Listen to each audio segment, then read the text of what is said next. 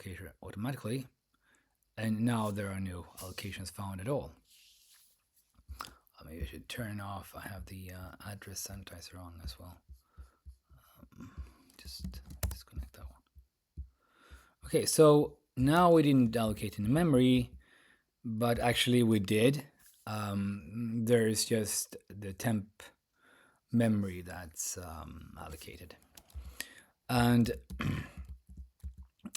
there's recently been a change that, okay, so temp allocator works, it's kind of scoped. So for example, if I start a pool, this is a scope of temp memory, then here the memory kind of ends when the pool is done. So let me just show you how we can mess these things up by doing something like that there, and then we just going to go and do another string. Yes, so we do another string and we do t format something hello, yeah, whatever. Okay, so we just do that, and then we try to print our string here. What happens here is that once you come out of this pool, this memory here will be released, so that this memory will now probably overwrite the other. Let me just write some extra data here to be sure, for a certain reason. So this should be kind of it should be yeah, you get this kind of thing. It's kind of broken. Yeah, it's okay. Good. This is another, you can see this broken stuff here. So the memory is overwritten, actually cleaned out when you exit this. I wonder, yeah, I have to write, sorry. It's not obvious how it works now, but actually this one, the second string, is allocating from the same memory as this one. It's just that this is offset somewhat, so it's not as easy to kind of overwrite the data in this way. It used to be easier. Now it's hard to overwrite the data.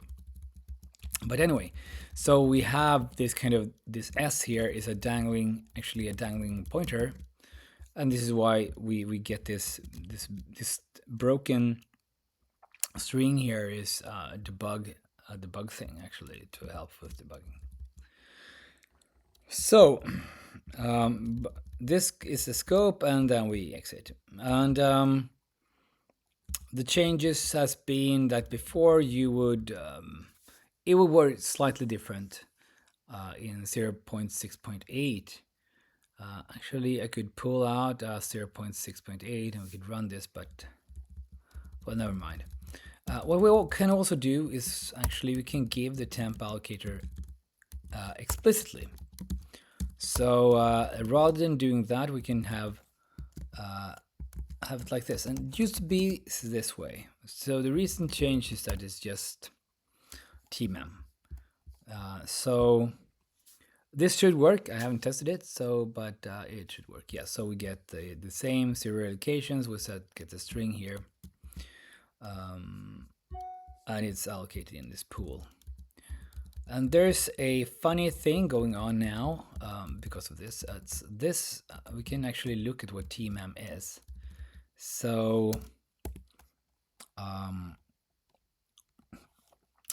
we don't have the names of the allocator, but we can kind of see what it consists of anyway. So if I just print tmem here, and then I print tmem here, and then afterwards, I think I should get some fairly okay print out here, even though there is no reflection of the type. So what you get here is that initially you get a 0. Okay, there's a 0, and then there's this type, and then which has a pointer here, and then something of the same type that has another pointer. So what happens is that when we enter this pool, we implicitly create the temp allocator actually. But we could have also done this without the pool. We could just go here. What happens if we don't enter a pool and we use, you know, tmem here,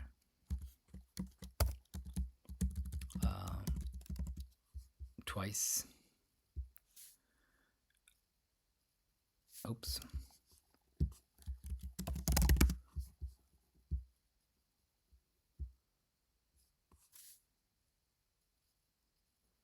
So you see here, you can kind of see that first there's a 0, and then suddenly it's a struct type.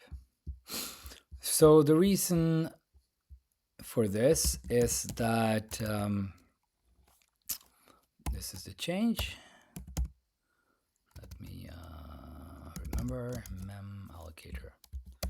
So what happens is that by default, we create something we call the lazy temp allocator, and we allocate that one on every thread. So that's the default allocator, and that one is just a 0. That's just like the type and an empty pointer. It's a dummy pointer actually. And then when you run acquire, which is the underlying function to grab memory, if we have a if we don't have this variable defined, we create the temp allocator. And then we allocate from that one. And after this happens, we are already replacing what top temp is. So it will not, what the current temp is, the current temp, what the tmem actually returns. So that this one will never be called again, usually. But we do it differently for threads, because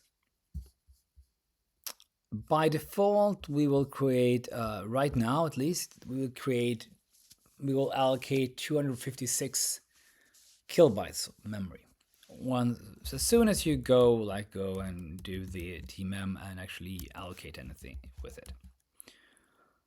But that would be very bad on a thread. If you have a lot of threads, you might not even use any memory in that thread. So why would you pay for that? So if we create a thread and should take a function with a parameter and then a pointer, so we set the pointer to 0. Inside of this, we are going to just print from thread, right? And then we're going to join this thread. That's all that's going to happen. So now it will basically create this and kind of launch this thread automatically, and then we'll print this, and then we'll wait until it returns. So if we do that, I forgot this kind of throws. So we have both of them can fail. If we do, we just want to panic in this case, right? We don't want to do anything. Oh, and I forgot the return. So let's return 0 from here. So in this case, we get from thread, right? So you see here, down here is from thread. And so if I do a temp allocation, that worked before, right? We could just do string s equals whatever that was, string format. We can use it explicitly. Yes, maybe okay. So what happens now is that, okay, well, let's print this one, then get a string, and then we print the string, right? So we can do like this. Print and string, right? So this will fail. It will say, right, something crashes here. Okay. only the main thread pool. Only the main thread pool. Now maybe I should rename that. Okay, but only the main thread, the pool of the main thread is implicitly created. Use pool init to enable temp allocator on other threads. So what we need to do now, this is nothing you need to do before. You will have to create a scope and say how much memory you want to store on this. So maybe I want to have like just a small thing for a temp allocator, and we have to keep like a buffer after each to kind of have a buffer in case we are allocating, cross allocating. So we want something like this perhaps. So now we've initialized the pool, and then we do the format, tmem, print it out, and then we should be okay. So let's see. Now there's some issues here, but okay. So we can, yeah, I forgot the allocator. So we will also say like what is the allocator that we're going to base everything on. So we can use the heap allocator, the libc allocator, which we assume is okay. So now it works. So we got the foo here. So the new thing is like you have to use pool init on a thread, and if you don't do that, it's an error, and that way, like unless you actually use the temp allocator on a thread, but a lot of things use the temp allocator, so I recommend actually doing this pool init, but you can make it small, as small as you want, and you can also make like this memory now is backed by the heap allocator. You can back it by something else. You can have like some other backing. You can have like a fixed memory stack with like an arena that you just have global memory. It will fail if you overuse things over that limit, but I mean on small, if you have a very limited amount of data or memory that you can use, then that's a good thing.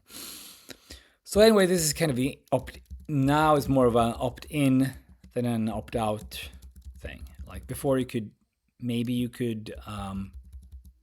like if you didn't have didn't want this, you could set the thread pool and stuff like that, but you couldn't really opt out, and it wasn't good if you had a lot of threads. I mean, 8 threads. Completely fine to have these 256 megabytes, kilobytes of memory. But if you have like 100 threads, 1,000 threads, then you don't want that. It would make things very bad. So anyway, this is the way it works now. Let me see if anyone has some questions. Okay, so right, there are some questions. So let's so what is pool doing? So someone is explaining. Pool is like an arena allocator with automatically resetting when you leave its scope. Okay, yes. Yeah, Josh is saying it's on my list. Memory management needs more docs. Okay. Does the temp allocator need powers of 2 sizes? No, it doesn't. Return from inside the pool init scope? Yes, that's like perfectly fine. It's a macro with a trailing body. It just works. Yeah, so you can do that. Okay, so but the return is inside. Yeah, so this is fine. So that's completely fine to do this. It will know that that was the last thing that happened. So we'll actually, what happens is that the macro will replace this code here, and then it just puts this code afterwards. So it's going to be like, actually, it's going to be like more like the code is going to look a little more like this afterwards, and then there's going to be like something here, right? And there's actually going to be a defer here, stuff like that. But there's going to be call here. But this is just the same. So when the macro, this is a macro. So when the macro is finished, you can analyze this and see, oh, there's a return at the end. That's not a problem.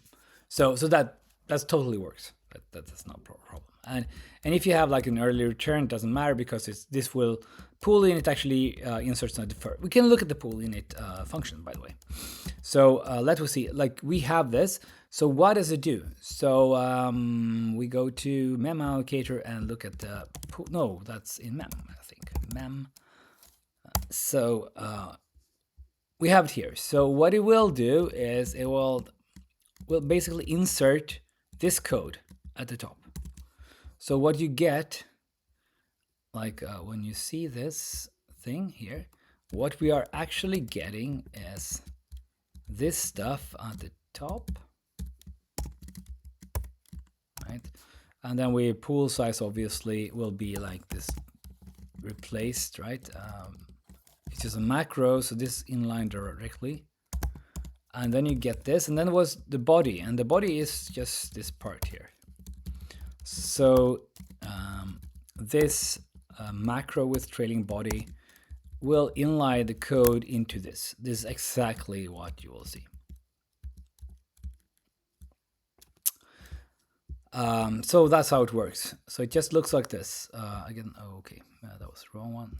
So it just looks like this. It's a simple code. And this basically says, well, take the code that we stored inside of that scope and treat it as if it was a macro and unfold it here. There's the pool one, which is even simpler. I mean, it's just this. Actually, it could be reduced to even this if you wanted. But let's not change the code right now. Okay, was that, that's like the, so this is what other languages do with, typically with closures and lambdas. But in C3, there's like I guess a bit of an innovation with the trailing macro body. So I haven't seen that in any other language. You can kind of get something like that in Jai, but then it's more of an argument. It is not trailing. It's not at the end. You can put code inside of the call. So that's the difference. So more like still like more like a closure. Let's see if there was any other question. So so what's the significance of the change made with the temp allocator and dual buffers and so on? Do you, I don't know if this is about like what changed with the new from 0.6.8 to 0.7.0. Is that the question, Josh? Like what we changed between those? Well, I'll give Josh time to answer if he wondered about the diff between 0.6.8 and 0.7, or this change, this last change. So yeah, and you, Josh, replied, yeah. Corruption was mentioned. Like, do you mean like from 0.6.8 to 0.7? Is that's what you wonder about?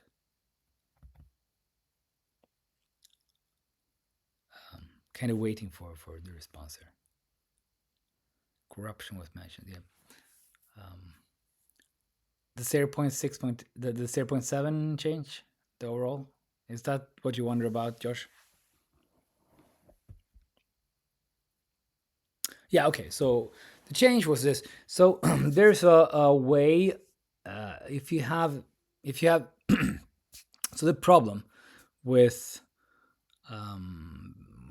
when you have a stack allocator is that if you think about it, it's like you start allocating from here on this arena with slab of memory, and you just keep track of what the current use is, and you keep allocating, and then say, oh, here we start a pool, kind of mark this as something, and then we keep allocating here, and then we say, let's pop the stack, and then we go back to this point, and then we can pop again, and then we come back to this point. So we can think of it like let's start the pool scope here, and then we start allocating, and then start another pool scope, and then we start allocating, and then we start another pool scope, and we start allocating, and then we pop that one, and pop that one, and pop that one. Right. But the problem is, let's say you have a string that you want to append to. Okay, so you allocate memory for that string and say, okay, I use this allocator here. I'm just going to use the temp allocator for this string. And then you start allocating stuff for something you want to put into the string. So you allocate memory for a string here, and then you do a push, and then you start creating stuff that you're going to put in the string. You kind of, maybe for some reason you have to allocate, and then you copy it to the string,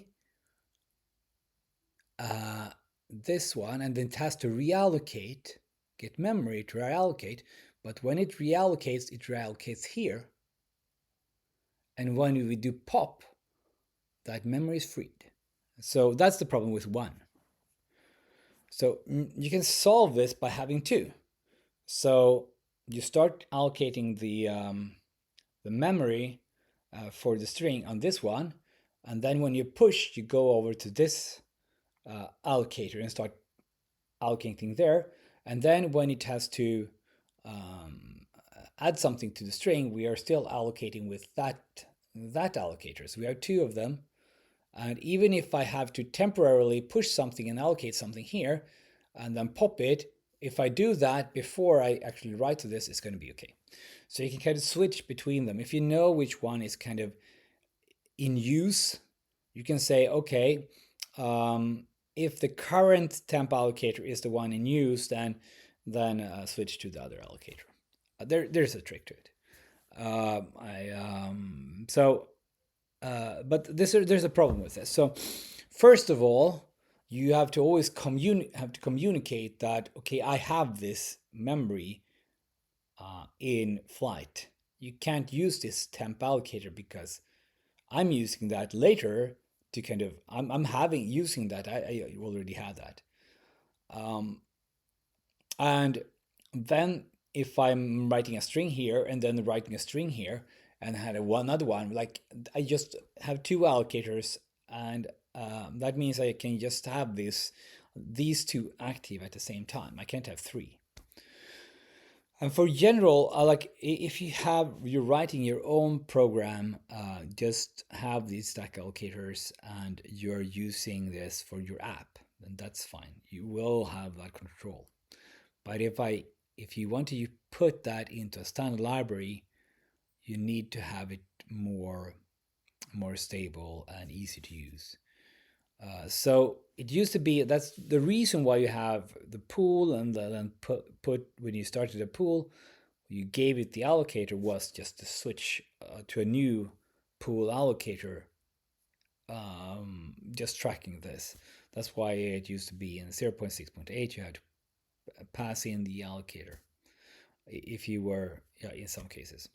But the problem is that you can't always track the allocator. For example, if you're printing to a string, you have the formatter, you're printing to something, and you've just got, like, the formatter just got the reference, like a void pointer and a function. It doesn't know that thing, that void pointer, has actually an allocator.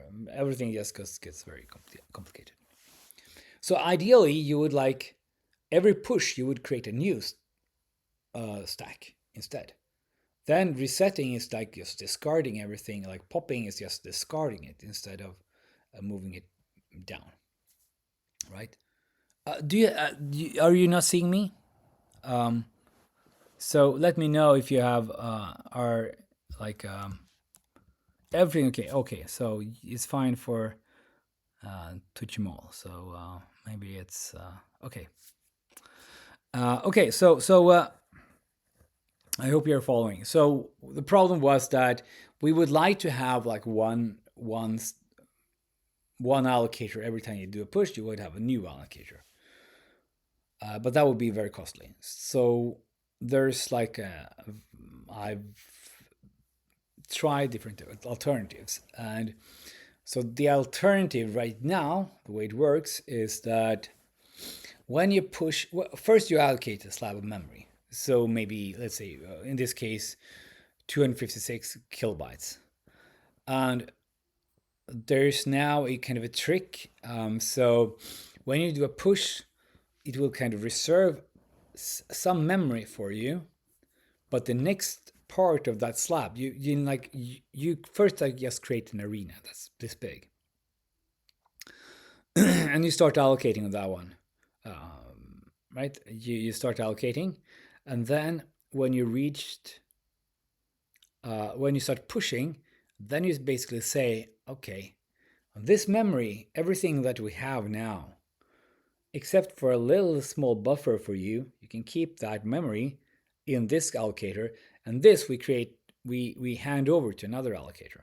We base this new allocator on the data that we already allocated. And then we keep doing that, kind of slicing that slab into smaller and smaller and smaller pieces, but we keep, rather, instead of like the scratch single arena allocator, we we do two things. So one of the things is that we give a small, we retain a small chunk of memory, so that in some cases, or most cases probably, this memory, this extra, when you want to do a reallocation, you can probably do that extra memory allocation on this small buffer that we stored between these allocators that we create. So that's one thing. The other thing that you do is, like, if we don't fit into that allocator, that buffer, we can start allocating extra memory. And then finally, actually, there's one more thing, that once we go through this, finally at the towards the end, we'll notice that, okay, there is no memory left to put our new allocator. There's too little memory. In that case, we'll actually create a new temp buffer or arena, and start using that new thing for everything. So this will not be like top performance if you do a lot of allocations, big allocations. But it will mostly work, and it will certainly work for a lot of the cases where you are returning data. So typical things like you have a list of keys or list of values. And as long as those are not, many kilobytes long, then it will be good. And if you have very long lists, then you can always either use an arena or just allocate it on heap. So yeah, the buffer size is this, like this slice you keep around, and that's the actual cost. That, together with the data needed for the new allocator, is the actual kind of cost of making a push. So I try to make it like, so the push, if you do a lot of pushes, you'll still have plenty of memory, even if they are empty. So it kind of, there's one problem with localities. You're losing, like, one of the advantages of having this temp allocator is that data, comes will end up very, very close to each other. Now, because there's this buffer, so there's will be like this jump, where there's you allocate here, and then you have this push, which kind of jumps a bit. But this memory will stay close, right? And this memory will stick together, so it's probably okay. Okay, so that would be that. I wasn't planning on talking about that one too much, but that's. I hope that was explaining the changes. So the thing is that it can now be used more safely, basically. And it's somewhat more flexible as well. There's some utilities functions for actually doing this, and yeah. But there are some functions in the standard library that won't use the temp allocator at all. They use instead stackmem. So you can kind of that one is reserving some memory on the stack and try to use that. And if that stack memory runs out, then it goes to the heap allocator. And that's for especially more internal things that where you kind of don't want to touch temp allocator at all. Just because you don't want to, don't want to generate one. As I talked about, we are creating temp allocators on demand, right? And that means that as soon as you touch one of those, you will get the whole temp allocator. And it's probable that you don't want to generate that pool unnecessarily. But now you can. I mean, you can use the pool init actually inside of whatever you have to create a pool temporarily. And that was not possible before, which was when it was more specialized with these tween allocators. Okay, so maybe if you have some more questions about that, you can ask later, and I'll try to answer. So that was the change to the temp allocator. Okay, so the second thing I wanted to talk about is like why are static libraries difficult? So when you have a static library and you when you link that one, what happens is that it will trim away all code that it can't directly see is used in any module that you're linking. So let's say we have two modules, and typically we have like, okay, let's say I have a module foo here, right? And I might even have like something that I'm exporting. So ABC here, and let's export that one. So if I create a this might be some test function here, right?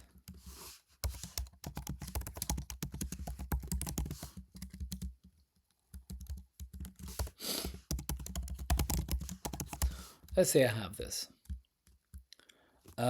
If I now link this to code that is running calling test, then test will be there, but ABC won't be there. However, if ABC is in here,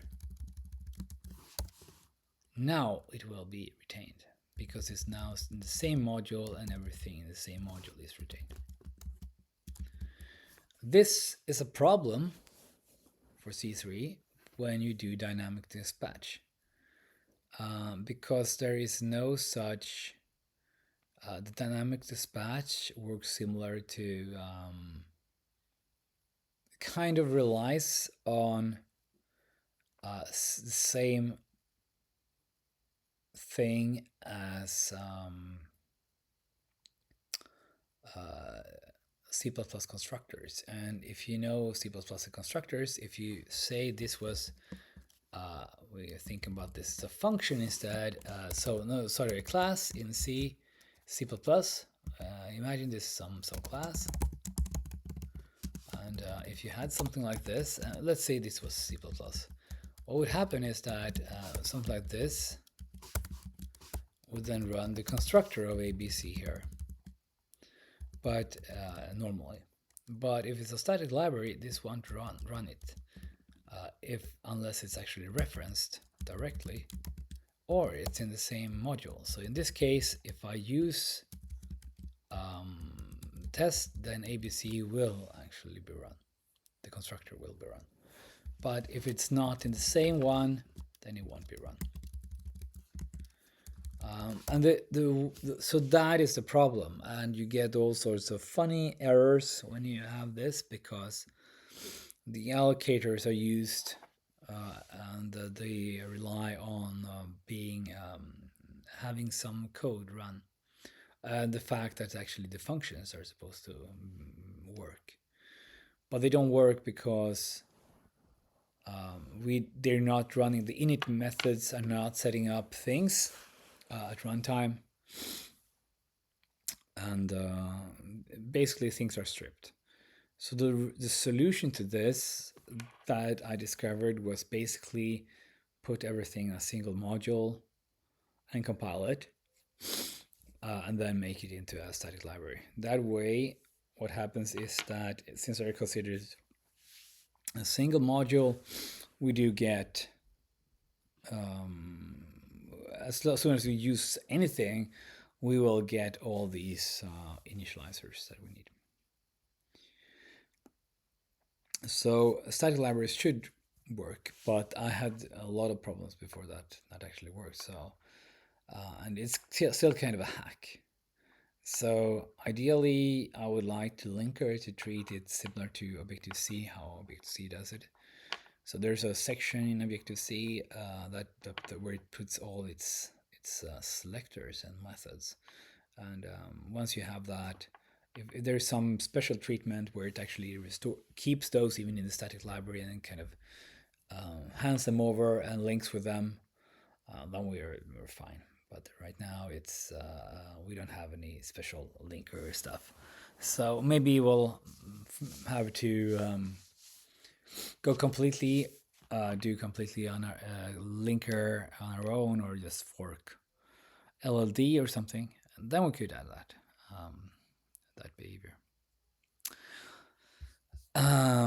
Let's see if there are any questions. So okay, no other questions. Good. Then we'll just jump into the last one. Sorry, the third one, which is something. This bonus. So I said I'll explain why modern is a vacuous argument. So lately, I've heard the argument that this and that is like a not modern, or that is modern, that isn't modern. Like I like a more modern language. I like more modern syntax. And first of all, that's like to do something that should be modern is not, doesn't have any there's no argument in that. There's like no proof or anything about modern. Modern means basically in fashion, right? So an in fashion, I don't like this because it doesn't have what's currently in fashion. And if you've been around for a while, you know that every shit that's today is called, like, this is like horrible. It has been in fashion sometime. Like it's been like, oh yeah, statically type obviously is best. That's the modern way, and then it turns out like, no, it's a dynamic type. It's more modern. It feels more modern. And then like, oh yeah, now it's like, oh yeah, static type is more modern. It's like old fashioned to have like. Then I was like, and I was like, oh yeah, Python like indentation creates a scope syntax is more modern. It's like, yeah, and that's why it should be in this language or this other language. Like, no.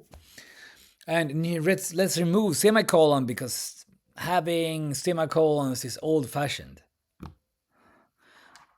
Have you heard of BASIC? It's been around like there are no semicolons in BASIC. You have rows, and then you like, it's so darn old fashioned to not have semicolons. It was like, yeah, we have semicolons so we can, let us format it easier. It's much nicer than what we have to do in BASIC. That's what you felt like, or when we do Pascal or C, we can format code more. We don't have to just have carriage return means that ends. And now people are like, yeah, that's the semicolons, they are so old fashioned.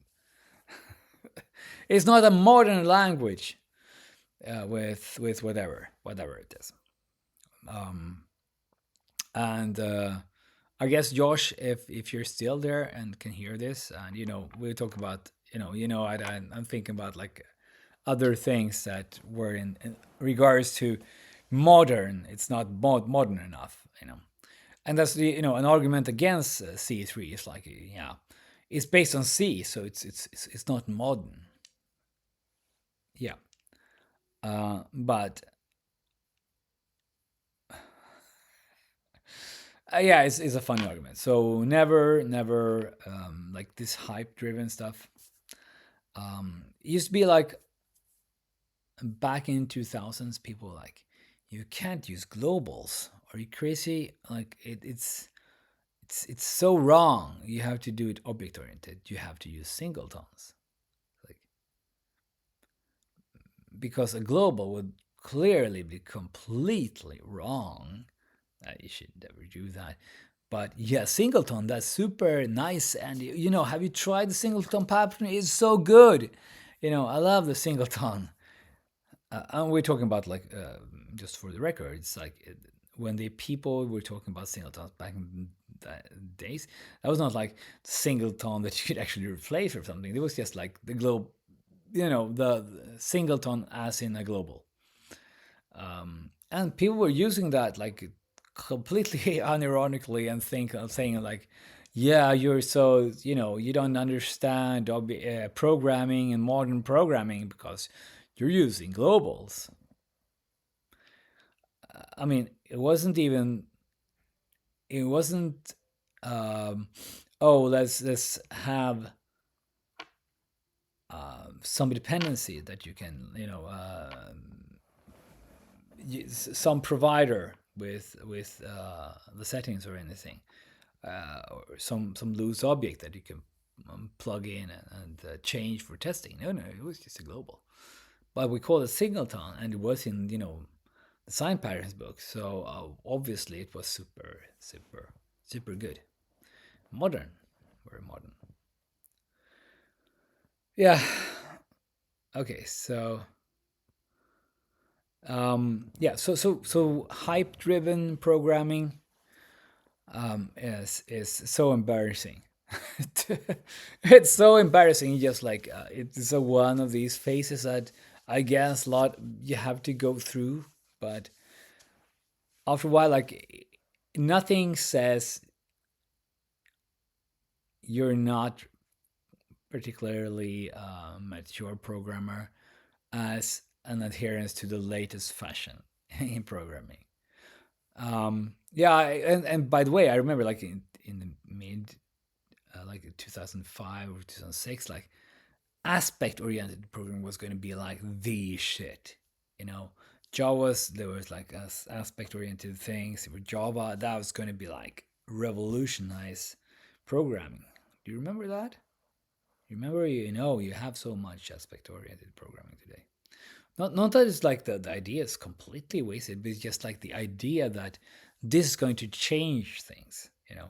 This is going to be the new silver bullet, and just yeah, getting PTSD, right? Well, I don't know why. Yeah. Anyway, yeah, modern.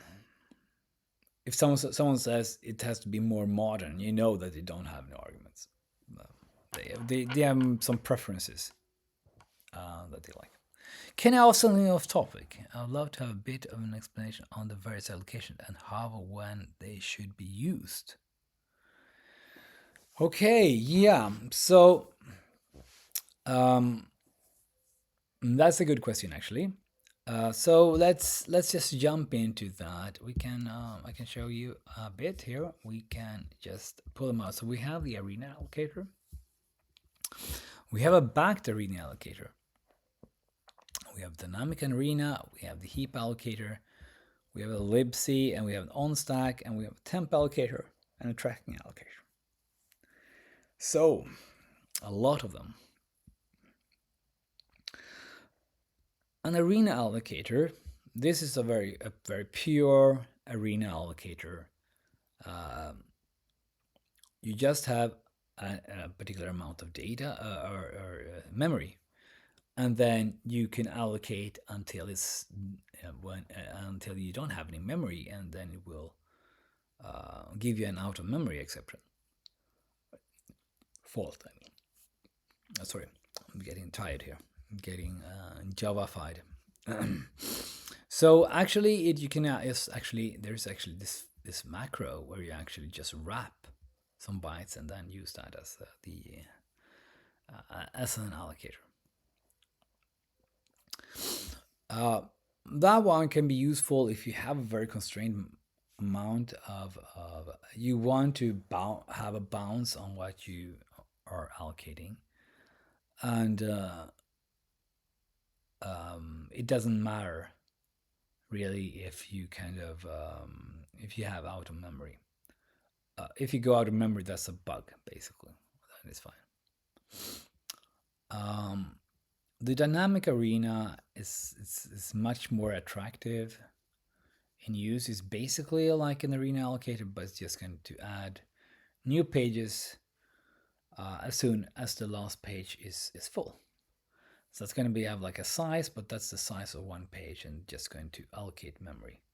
So if you are, for example, like you want to have an arena allocator, you don't know, you want to have like a frame allocator or something like that, then you can use this dynamic arena allocator. This is not, the dynamic arena allocator could be better based off virtual memory with, but this is, right now it's not. And I am waiting until I have a virtual memory thing in the standard library that I can base it on. But then don't need to have these pages, then you can just allocate. But the thing is that this one is growing. So this is a growing arena. You can still reset it, but you always reset it back to 0. This is what SIG users like to use, I think, that they allocate an arena, do stuff, and then get something back, and then they're down with that particular arena. I have an example of that because I think it's still in there. So we have the, let's see here, not that one. I think it's in.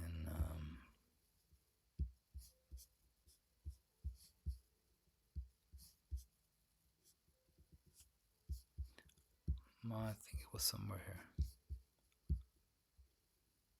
Was it in bool area? Yeah, this one. So you can see here, this was based on context, an example in context free.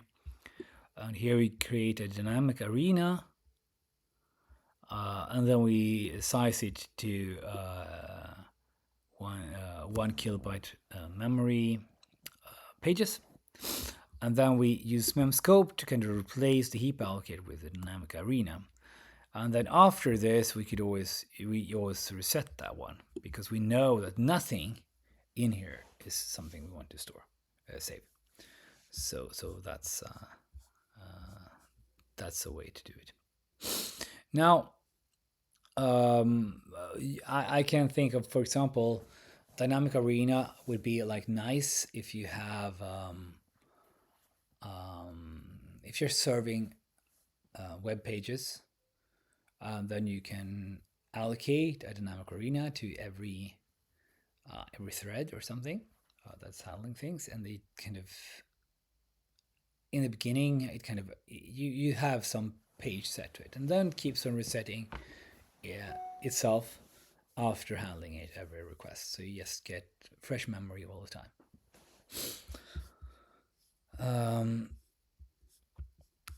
For every request without actually requesting any new memory.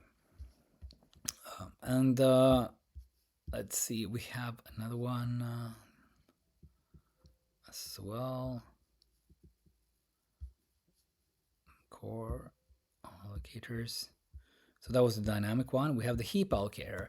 And the heap allocator is basically it's it assumes that there is a way to grab memory, and it is a function, and then it tries to be a simple general purpose heap allocator. And this is useful for example, VASM, which has linear memory. So trying to use that is a pain because you need to track things and you want to have like free lists and stuff like that. So this one basically allows you to jump to grab some heap memory for VASM, for example, and then kind of get the standard thing where you have blocks that you allocate blocks and then they merge. It's not very complicated. It's just like what is it? It's like 200 lines, so it's not complicated. That's why it's called simple.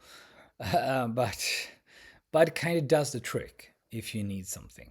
You know, if you don't have any not don't have a lot of requirements. And if you use the other allocators anyway, you kind of don't need that complex a heap allocator anyway. Uh, then we have libc allocators, basically just on top of libc. Libc's malloc. Then we have the on-stack allocator. What the on-stack allocator does, it's similar to the arena allocator that I said it could wrap some memory, including some memory from that's already allocated on the stack. But this one actually does that. It grabs some memory on the stack or some data. Actually, it doesn't need to be on the stack, but some data. And then it has a backing allocator. So when it runs out of that memory that you already reserved, then it goes to the other allocator, which can be the heap allocator. So you can have like the classic, you want to allocate, let's say you think the string is going to be like 64 bytes or something usually, but if it could be larger in some like terminal cases, and you don't want to error out. You just want to keep allocating on like doesn't need to be super efficient when it's weird. But you don't want to run into problems. Then you can use the stack allocator, and actually this one is used a lot through a macro called stackmem inside of the standard library, just to avoid actually using the temp allocator. Then we have the temp allocator itself. I'm just going to skip over that one since you're using that usually through through tmem anyway, and it shouldn't really be used without that machinery. Then we have the tracking allocator. So the tracking allocator would basically track every allocations with a backtrace, and then you can see where the leaks are. But you can also grab the leaks from sanitizers. So the question is if this is useful or not. But if you do something small, you want to track it down, you might have some, want to check at the end that nothing is leaking, you can pop in this one. And there's a macro for that as well that kind of replaces the heap allocator with this tracking allocator or with the heap allocator as a backing. And then you get the report. That's what you got. I think we had that one, right? So that's a walkthrough of those allocators. And those are not the only allocators you could do. You can, yeah, we have the backed arena allocator. That's what the temp allocator was before. So that's, again, you can reset it. It's not, unlike the dynamic arena. Dynamic arena is just like, it just can go back to 0 and throw away all the extra pages that it allocated. The backed arena allocator, it just has some point. You can stop it at any time, at any point, and then reset to that point. Even if it's allocating extra pages, you get the point inside of these extra pages. So that's the old temp allocator. It can be useful, especially if you want to have this stack like behavior. Then you can use this one right off the use this one instead of writing your own. But So in normal cases, either heap allocate or use a temp allocator. If you're using the other allocators, those are mostly for replacing the heap allocator with that particular allocator, and you typically do that using memscoped, memscoped. Then you place your allocator as an argument to that, and within that scope, it will use this new thing as the heap allocator. So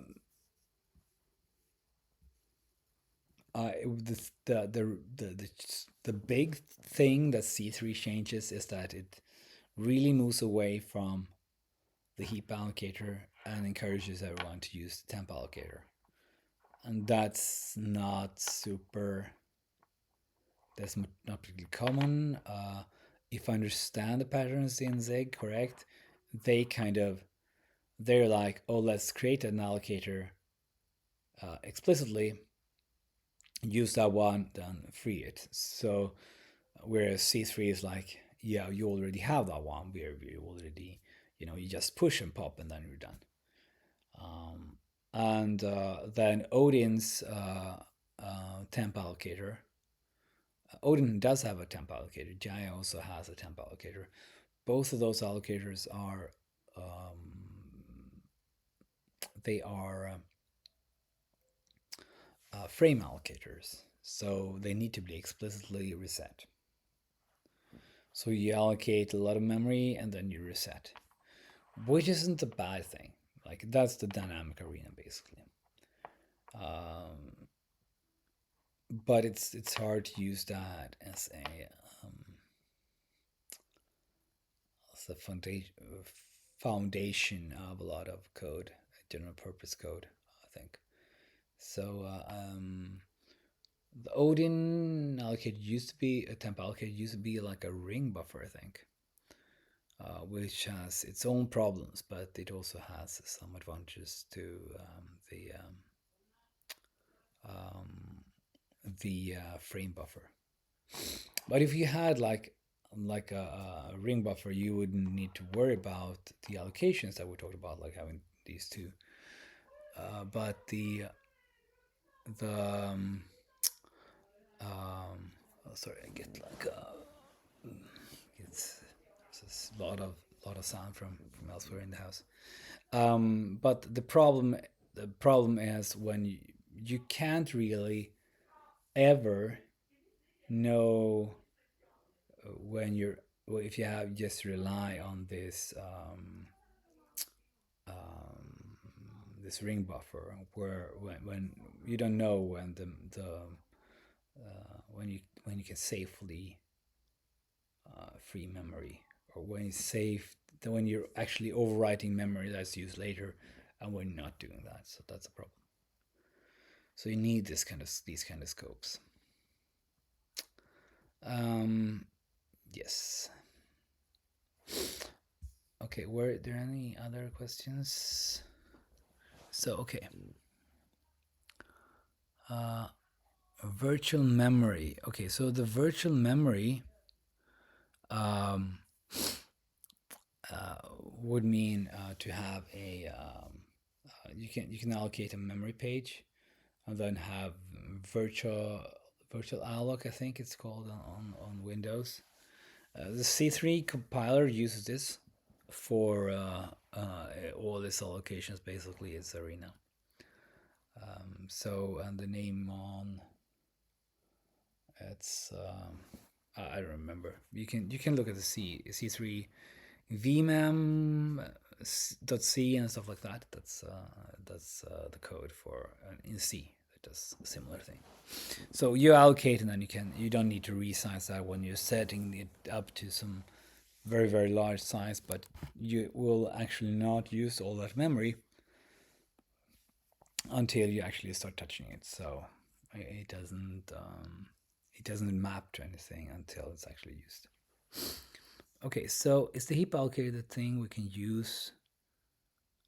We can use the clone macro. Yes, a clone macro will use the heap allocator, as will malloc, calloc, free, and stuff like that. Those will assume um, that we are doing. We're using the heap allocator. Okay, the sanitizers are broken at the moment. Are they broken? I didn't know that they were broken. Um,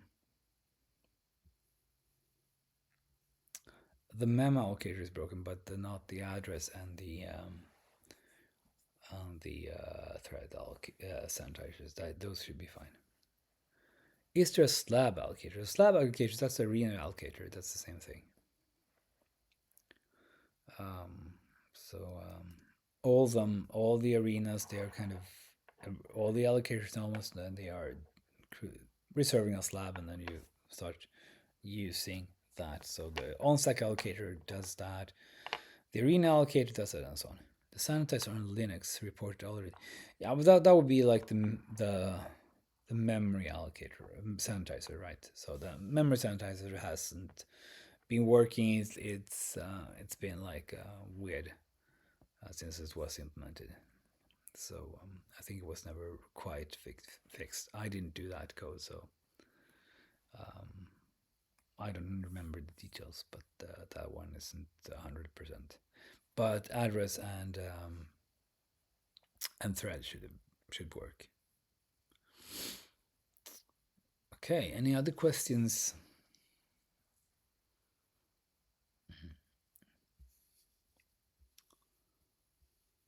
Anything you want to know about the source code or the language?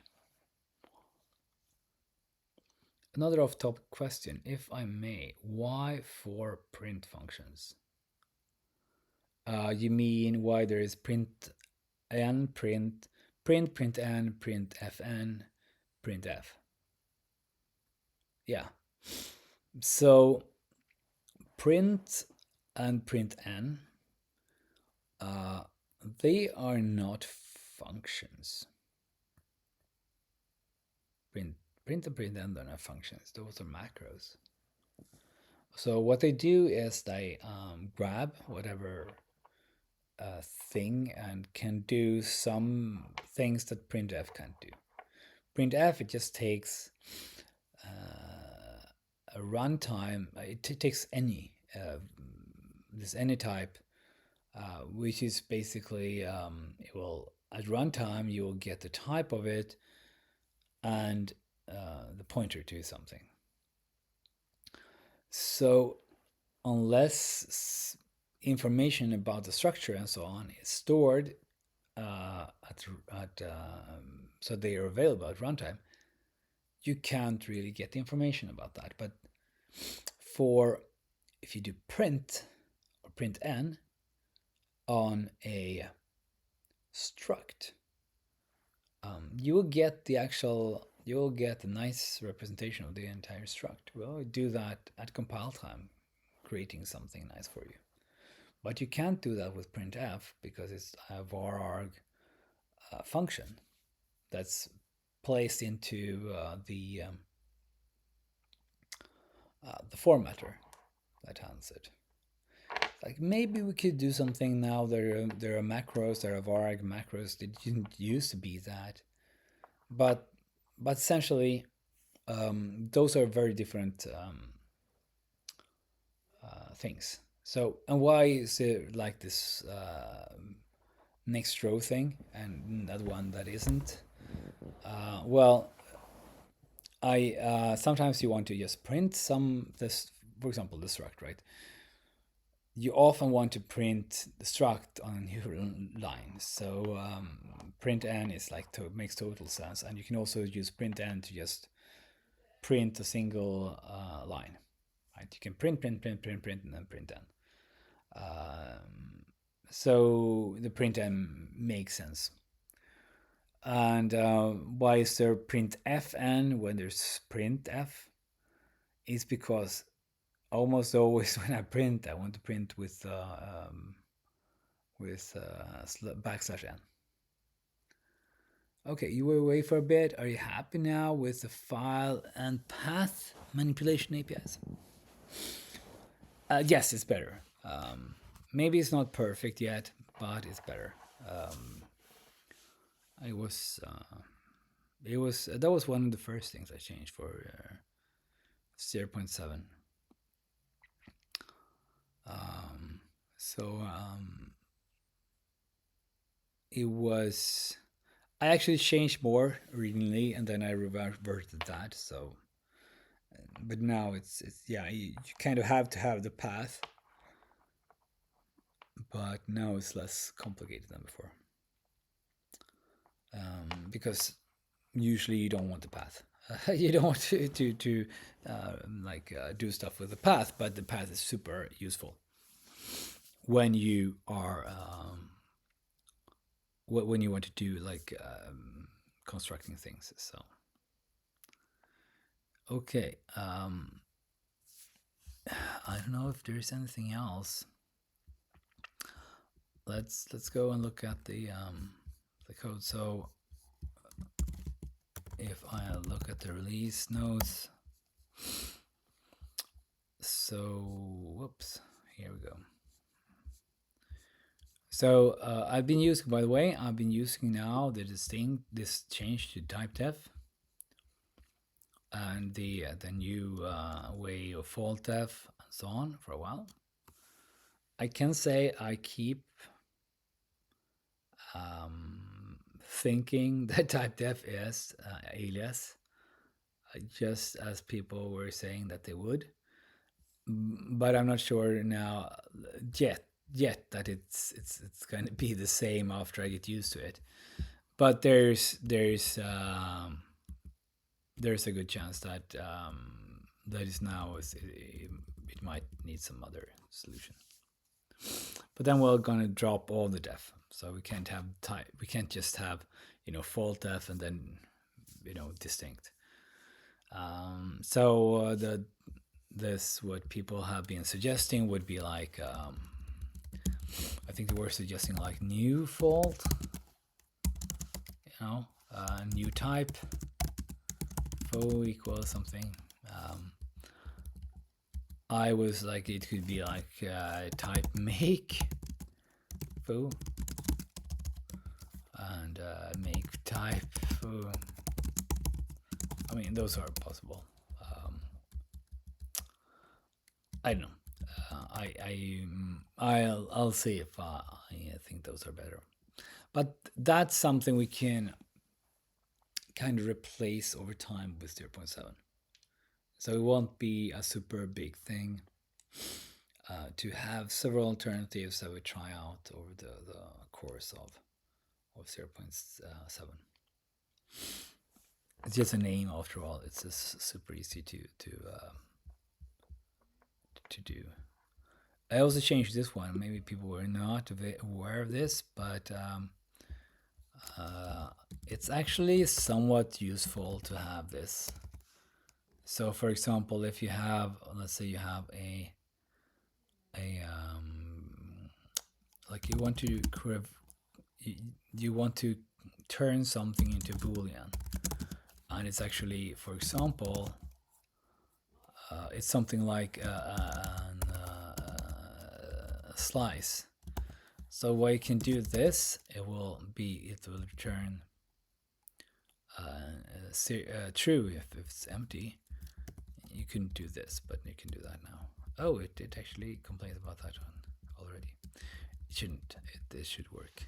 Let me just check that it works, just in case. No, there's no main function. Oops, main.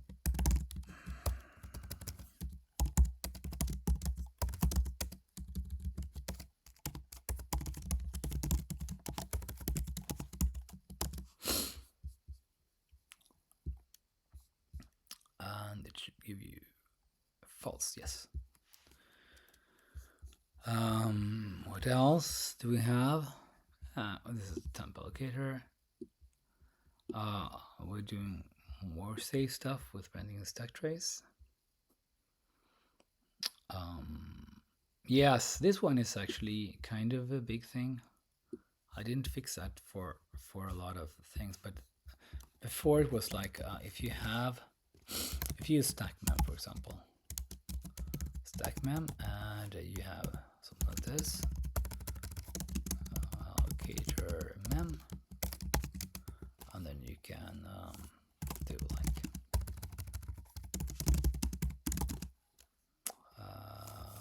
string format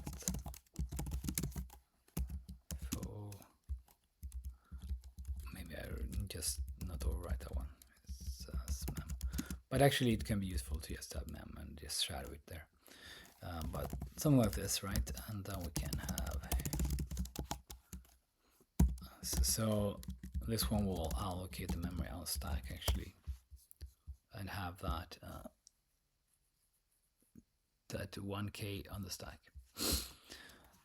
But this is very very long to write, and what I did was to finally allow this, which I initially was thinking that this was not going to be good, but now we're here. We have to do that. It's just too long anyway. So we pull in it. This one we'll talk about, and then tmem is now a variable, as we talked about. And yeah, the address sanitizer was broken for Maco, but 0.7 will be fine. Let's see here, something else. So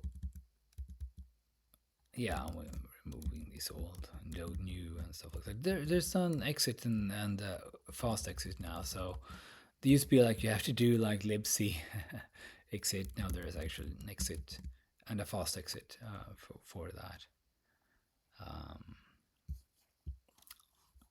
It was kind of weird not to have that. And the allocator interface used to have like mark and reset, but that's you never use that through the interface. You always use that through the direct type. There's a math iota. If you just want to, for some reason, want to have something, an array filled with 1, 2, 3, 4, 5, 6, something.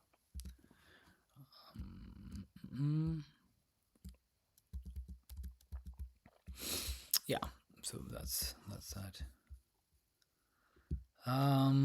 Yeah, maybe I don't have much to add today, so I don't mind the type def after that fault of staring it long enough. Okay. Are there any ways we can make it easier to work with threads? Yes. The difficult things with threads is that even if you make just like a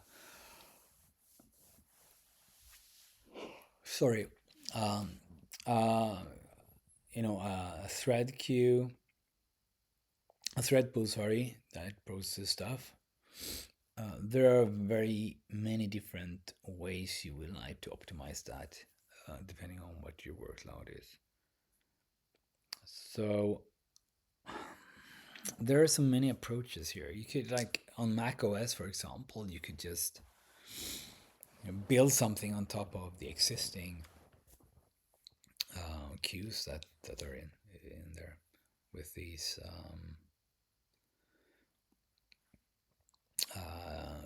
what's called GCD or something, grand blah blah blah. You can build something on top of that.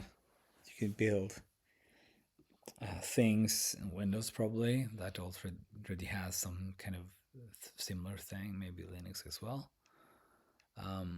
What you typically want was maybe something that can kind of post links for that or this or that reason. So it's like if you want to do the optimized version, that's very very very hard because you can't really anticipate what people will want to use.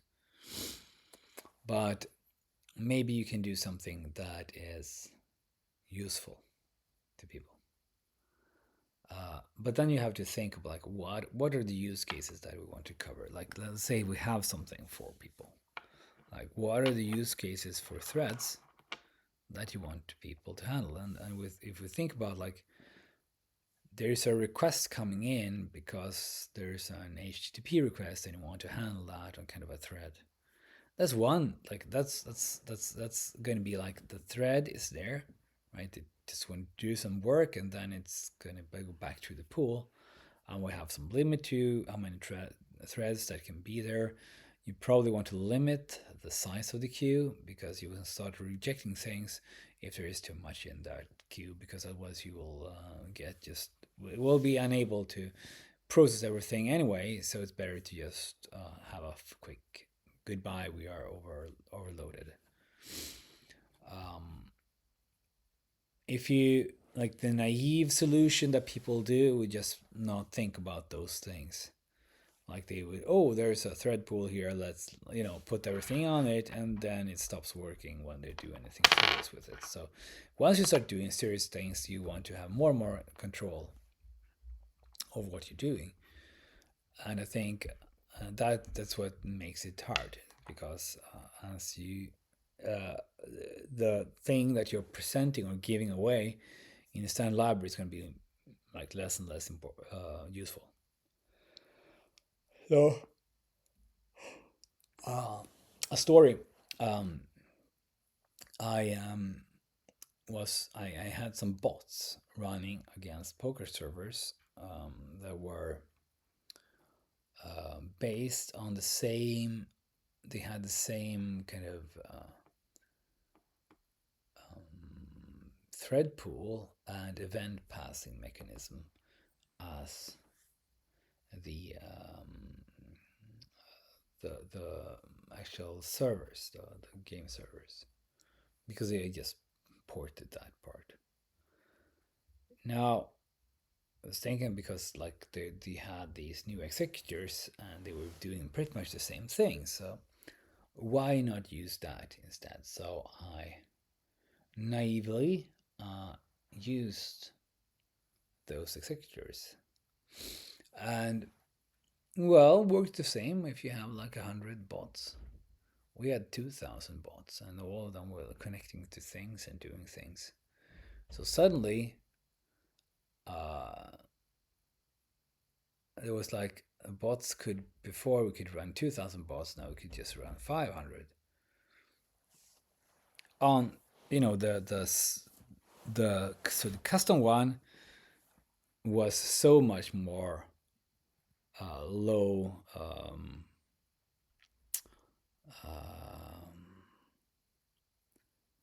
low resource driven than the built-in one that was in this Java standard library. So the question is then, is like, was the Java standard library one bad or useless, or should be better implemented? Was it useless at all? Or like, shouldn't there be one? Should have been better. And I think the it wasn't broken. Like the executors in Java, they work, but they don't work efficiently in all cases. So I think that's basically inevitable. It wasn't that they were incorrectly written the wrong way. It's just that they weren't very efficient for certain use cases. And later, actually, I used the thread pools for the Java thread pools for the backend in the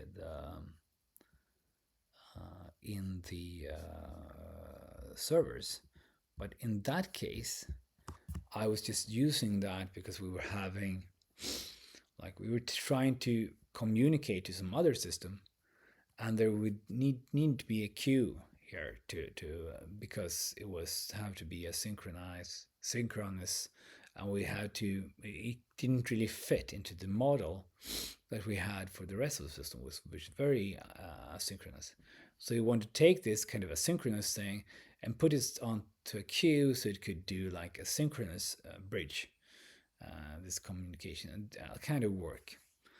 And then for that use where we were typically not having more than 5 things in the queue and the 5 6 threads working on that, it worked fine, but it just broke down if you have like 1,000 or 2,000. So it's, what do you want from making threads easier? That's the question. Like, you can make it easier in terms of, you could just say, for example, you could just say create a function. Let me show that. Okay, so here we go. Let's write something. So this is going to be like a macro or a main function. So it's going to take an array of functions. So what's the callback function in thread? It's called something. It's called thread function, right? So thread function. So if we have run queue, right, and what? Okay, like this, and we have a slice of functions. So run this, and then we could,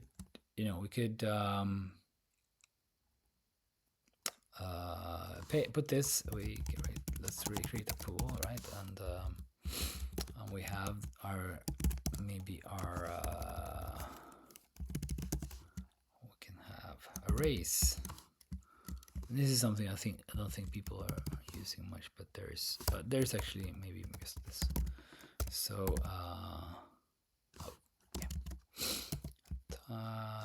talloc array, yes, and we want the thread function, and we want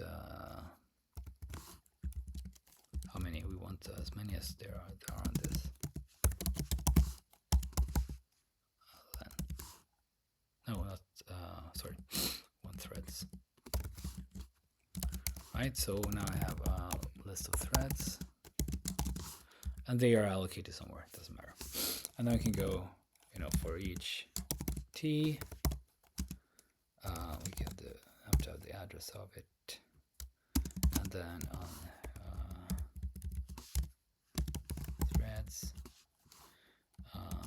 threads, and then for every one of those we do a create, and we take the we have to have the index as well. I will take run this I, and we put in null. You can obviously do this differently, but you get the point. So we create all of those, and they start now.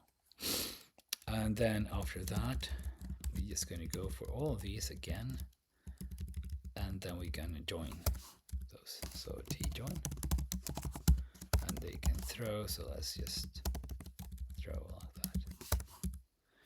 that, and then we're done. So what will this do? It will this is just a convenient way to kind of run all these threads. So we can kind of see if this works. So queue, and we want to have I can make this like this. So now we can have int void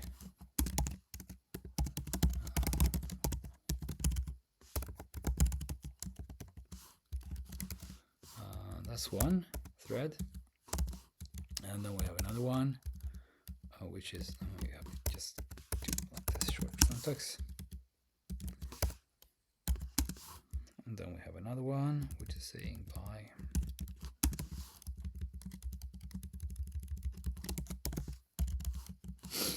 and we run those. Maybe I did something wrong, but let's try that.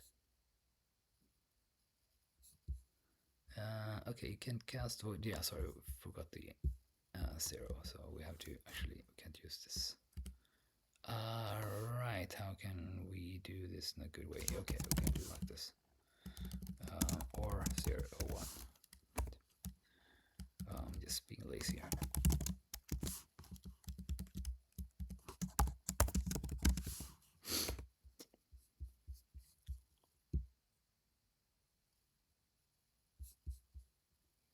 cannot quest void to int, so what? There is a void there. Let's think about that. It's yeah, print n is going just not giving them out. That's true. We have to breed like this. That's gonna work.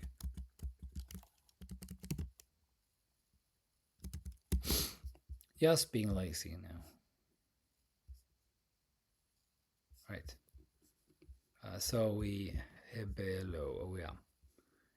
It's kind of overwritten here. But these are these two functions are running in a queue. Put these jobs in there.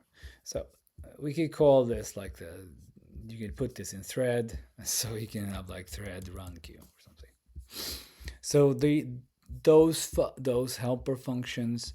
Now obviously this one doesn't have a any context either, but you get the point. Like you can do stuff like that. And add some conveniences there.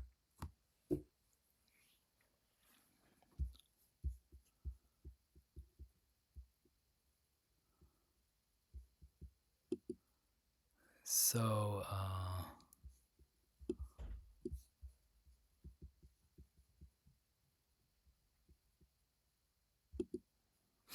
okay, right. So yeah, does that answer any the questions you had? Darn, hang on, I just managed to mess up this.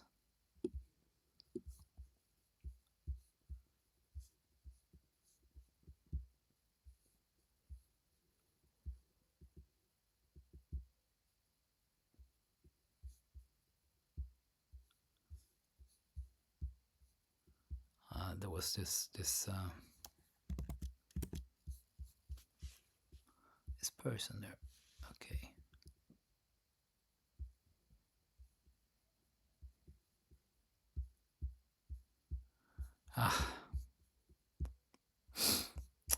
I managed to mess up the stream chat. Trying to ban someone, or actually warn someone. Have too small a window. Yeah, now I finally got this possibility to actually close the window. There you go. Okay, so yeah, for the result, I think the storage will help. Do you think they're in contact with the pool may be able to help? Yes, certainly there will be cases where a pool would be helpful. I think like you could take the stuff I wrote there and kind of make a pool out of that too. You can have here are these things, make the pool, 8 entries, and then it just runs those like have a worker queue and so on, and just make it a function, not make it something like the problem is when you kind of go on the thing. So if you start like here, we have just run queue, right? It's like maybe we have this in thread. So let's move this into a I don't remember what the name was, but let me just create a module just in case. It's not the name, so we can just make this work here, and then we would we can move that one, and then we just have like thread run all or something. Call it run all, right? So we would have that function, this very kind of convenient function to run things. And then we could imagine that we have like thread run on threads, and then we say like, okay, let's use maximum so and so many threads, and then we have like the things that we want to run or something. You can certainly have that. So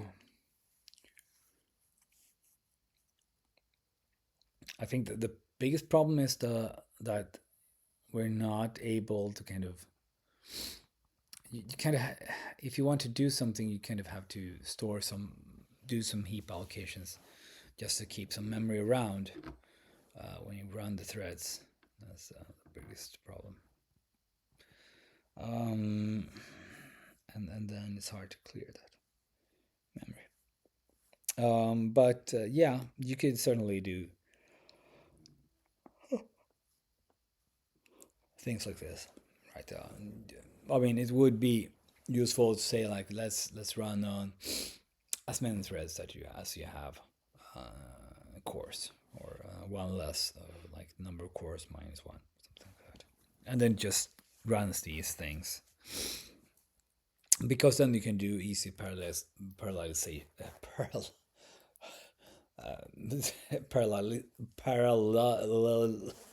Okay, I'm giving up.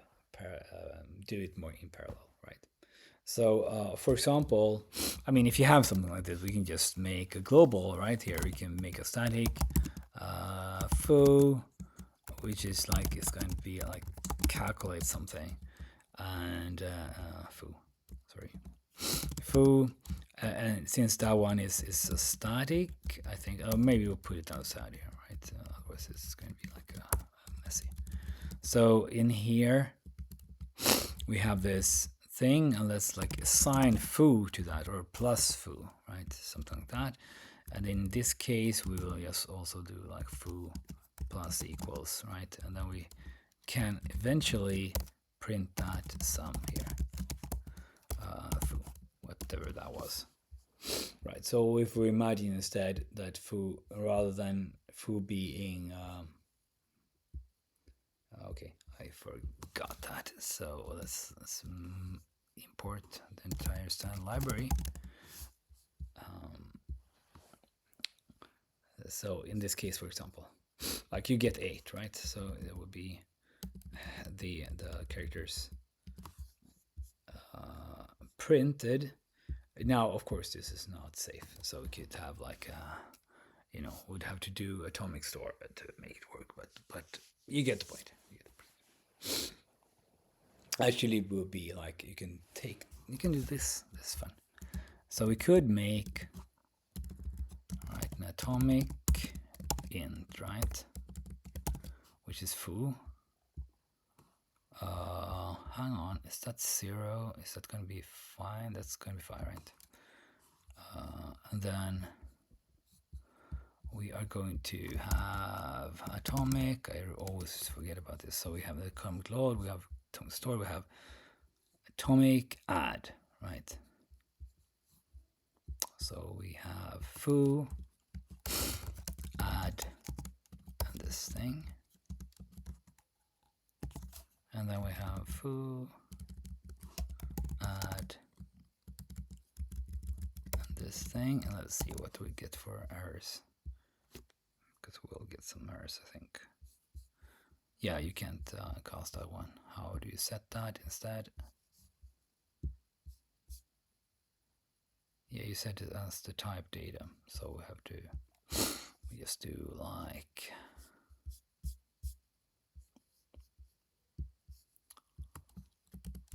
this, right? We can have something like that.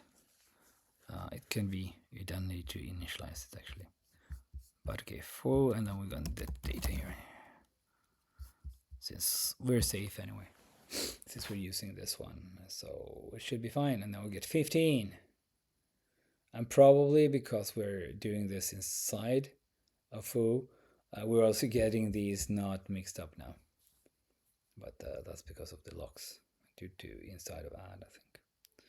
So we get hello, bye, and those are 15 characters, including the end of line, I think. 1, 2, 3, 4, 5, 6, 7, 8, 9, 10, 11, 12, 13, 14, 15. Yeah, it should be.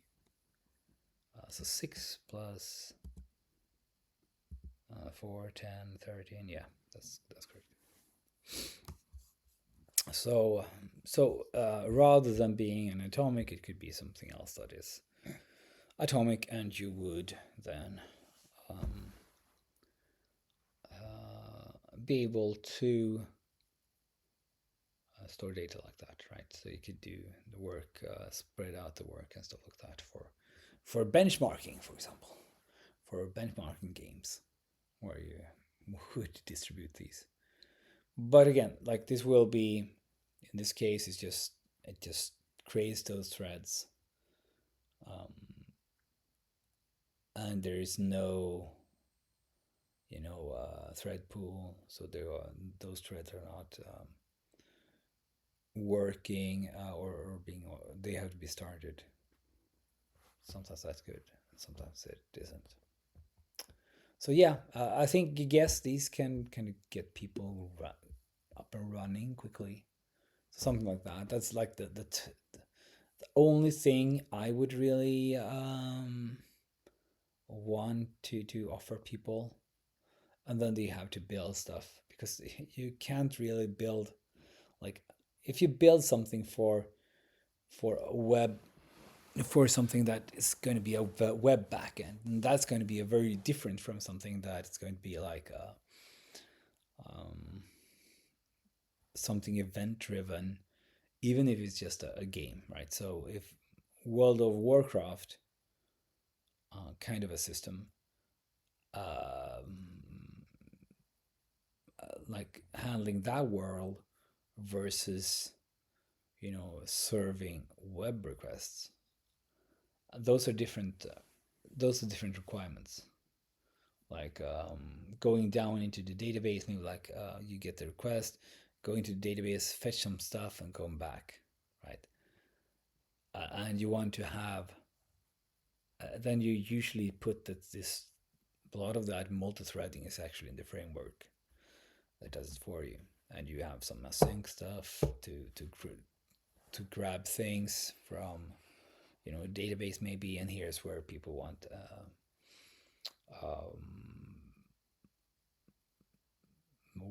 the some async built in. But I mean, if you have a thread and it's kind of, at some point in time you can actually, like, it's easier to use threads if there's not, like, unless you have a lot of load. Like if you want to show, like in your benchmark, that you can take all that, so much load at the same time, then yes, it's going to be like a problem if you have a lot of threads. But the stuff that I see people, like, now I'm off to a tangent, but people don't know how to write database queries. they, they don't know. They haven't learned. So, like, maybe they use NoSQL and then they do hideously inefficient stuff, or they try to use SQL, like MySQL or Postgres or something, and they are still doing hideously inefficient things because they just think that SQL, that's like too hard to learn, and it doesn't matter that your web framework is like being able to serve a gazillion pages, if the problem is that you're going to the database and doing too much stuff. Like no async in the world is going to help you fix that. So you can blame the framework as much as you want, but if that's the problem, yeah. And then let's say you're serving mostly like just text instead. Okay, so rather than going to the database, you just serve text. You're in CDN. Then again, your problem is more, you're going to have like a few pages that you're serving over and over again. Like, how can you do that efficiently and cache those? I mean, if they are in memory, you don't need to read them because you already know you're going to serve them over and over again. And then that's like the way to be super efficient and effective is to be uh, like have those cached in memory at all time, and know how to kind of compress them in an efficient way so you can keep even more in memory. Like that is the important concern then. So threads are so versatile, and kind of the domain of threads is so versatile. So I think like whenever someone is like proposing a solution, like oh, we're gonna build this into the language, this or that. I feel like this is such a bad idea, because what you are saying is like, yeah, I only understand a subset of concurrency issues that people will run into. Like, I just make my language constrained to a subset of problems. You can only solve those in a simple way. So yeah, I am not quite a fan of the common solutions to concurrency. And I mean, I've been working now in with Swift. Not Swift, actually, Objective C, but sorry, Swift based APIs. So it's super easy in Swift to kind of get the do async this try wait to do things asynchronous, and the way that works in Objective C is to give return, or you provide a callback, and the Swift side just looks like a call, everything is fine. Objective C or C, or whatever you do, then you get a callback. And callbacks, it's one thing is that like we're sending some work, and then maybe like half a second later you will get back, and that's why you get a callback. That's fine. But now they're like, yeah, we're sending this work, and in 1 millisecond you get it back. So that's why you're giving you a callback. You don't want to do that in normal cases. Like, it's one thing, oh, I'm waiting for the socket to have some information to read, or some connection will happen. That's fine. That's a fine use of callbacks. Don't use callbacks for everything. And when you have these sync await things, then people will like, oh yeah, because we already have this, let's do more of it. And then everything starts to look like a sync await. And then like every is like horrible to work with. And it's so annoying. And that's just like it's just a sync because they can. That's horrible. So horrible. I mean, there is something very, very, very nice about direct call, and there's a clarity in actually doing something like posting an event that's later picked up from a queue, because then you get a very shallow call stack instead. So you have these two very, very distinct types. They're very nice in some cases. So that's what you don't get in this. You get something very complicated when you use it from elsewhere. Not fun. Not a fan. Not a fan. Just because it like kind of reduces the,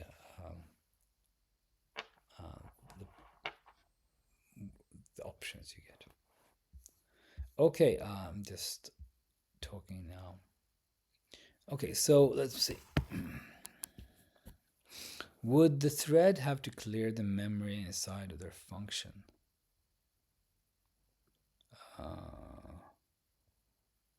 You're describing Node.js. What is Node.js? In what case? Like, do you talking about the async stuff, or?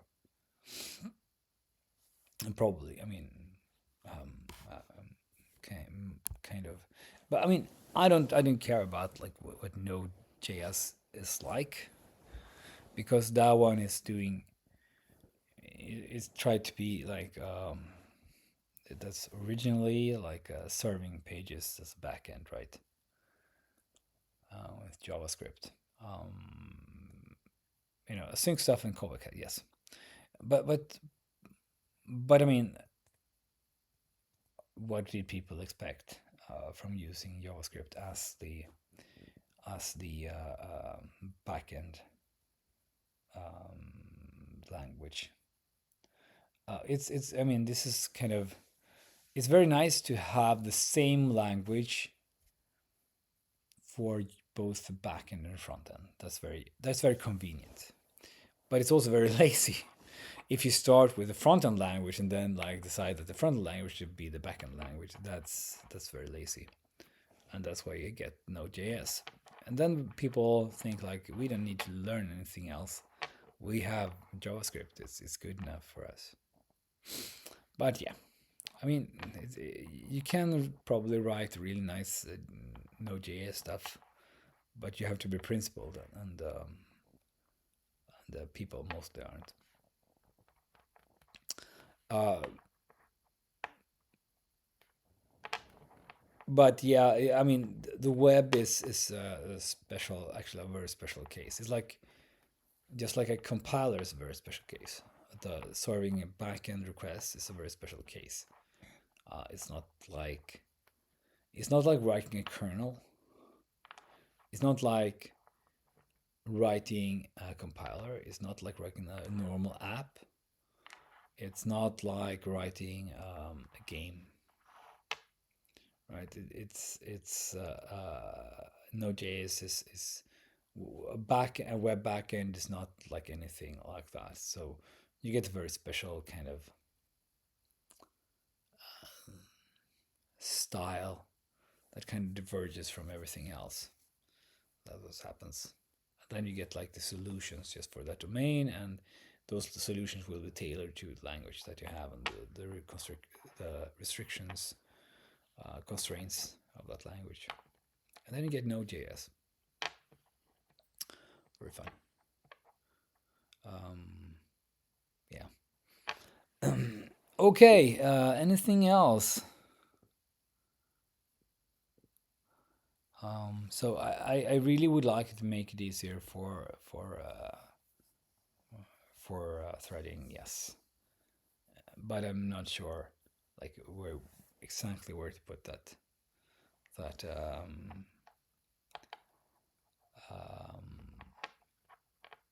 how much should we do, like how much should we provide, because we don't want to provide too much because people will use it and then we can lead them into the wrong direction. So but you also want to give people conveniences to make it easy. And then people will like want everything, but there is also something to be said for libraries that people create for specific tasks or specific domains. Like the standard library doesn't really need to solve that, but it can be nicer. Like file load is nice. File save is nice. That's kind of convenience that people overlook. So that's something we should really have, like doing simple things these everyday things that you do so much and you want to write something short. That should definitely also be short to write.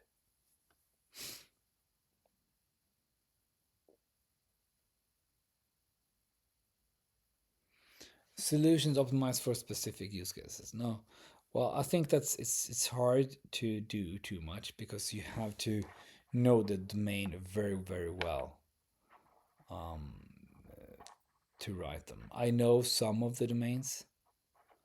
I know some things because I've worked on servers that were very multi-threaded.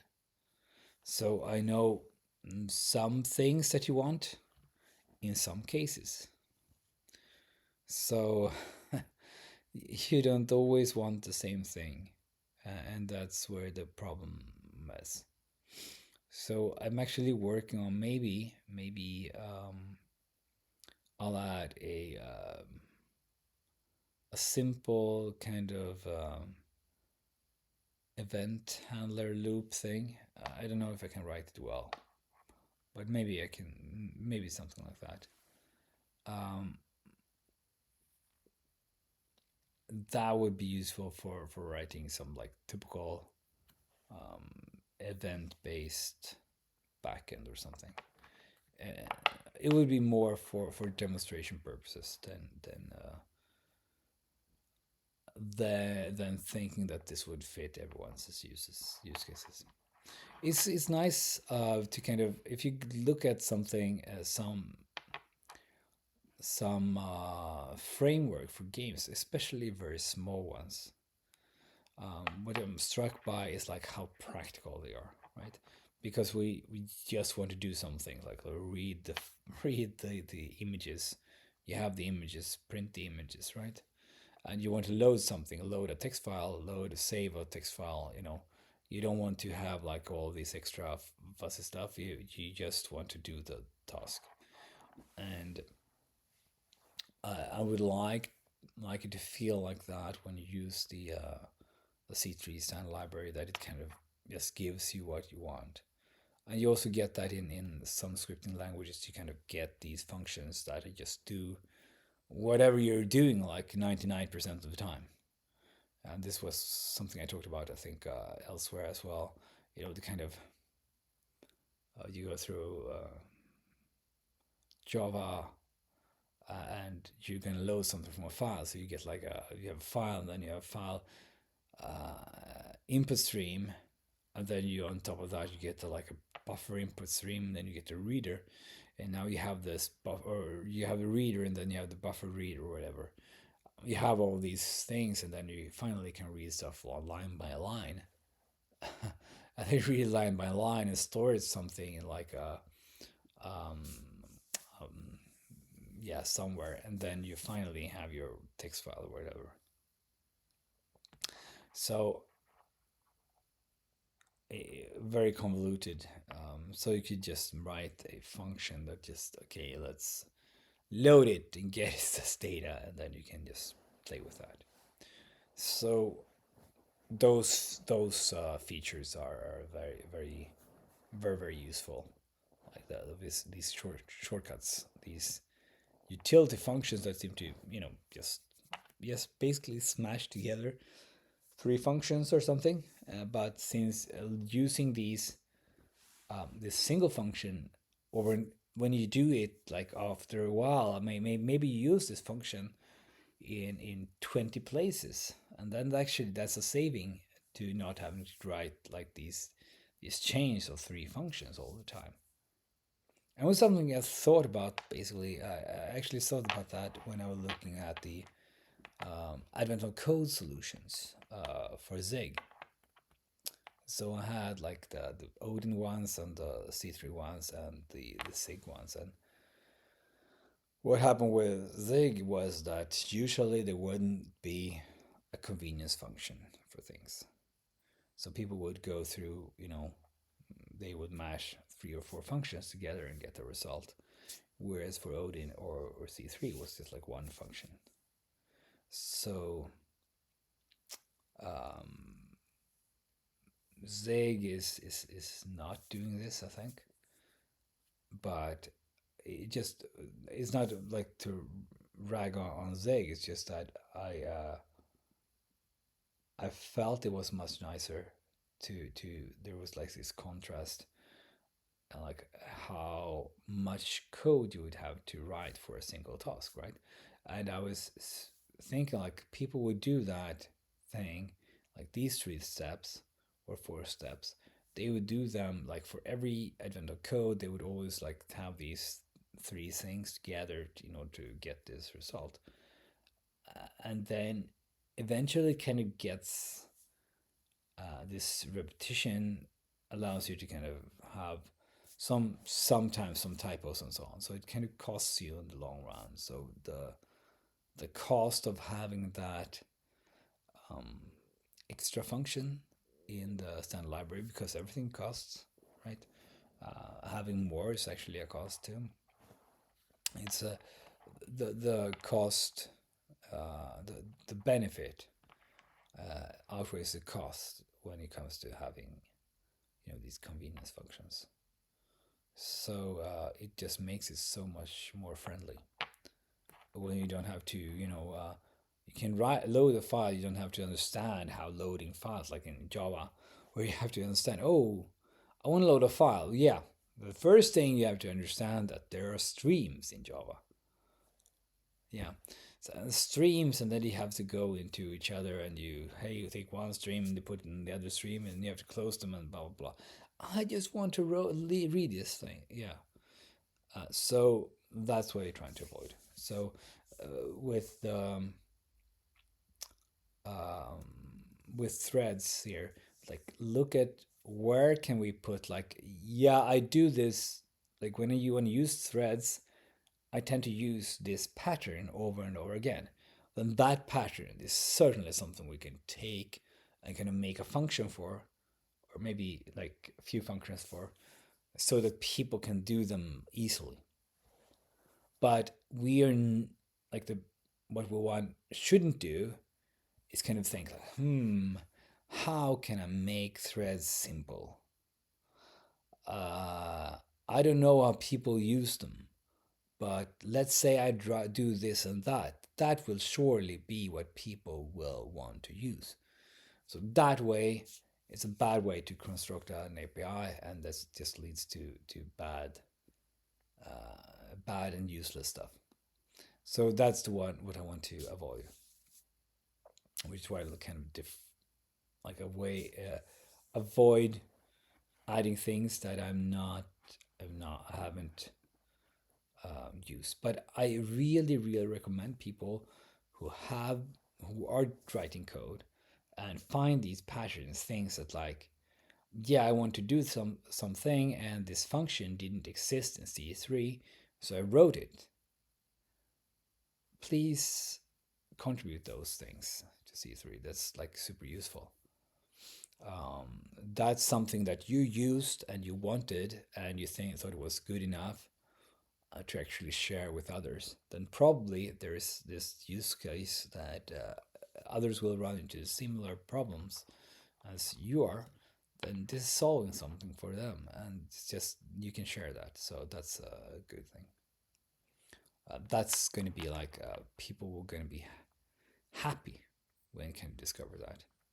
Um, so I remember Zoding was like using C3 at some point, and he was going to read a file, and he found just there's file load, and he was really happy. It's like, yeah, it's so simple to load a file, you know, and he was happy because it's usually not that easy to load a file, and uh, uh, you know, and B, it was like, it was kind of unexpected because people don't care about people having conveniences like that.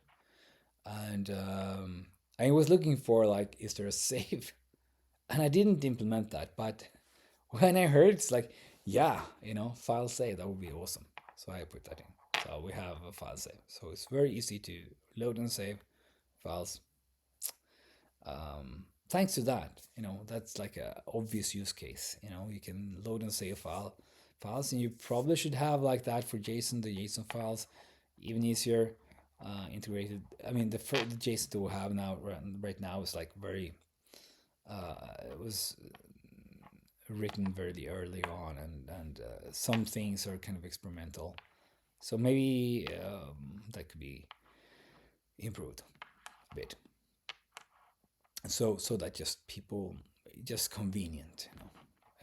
You want to create these conveniences so people can concentrate on the actual problem that they want to solve, not kind of wrestle with the language or prove how clever they are for finding some solutions to some gnarly thing that the language doesn't really help with.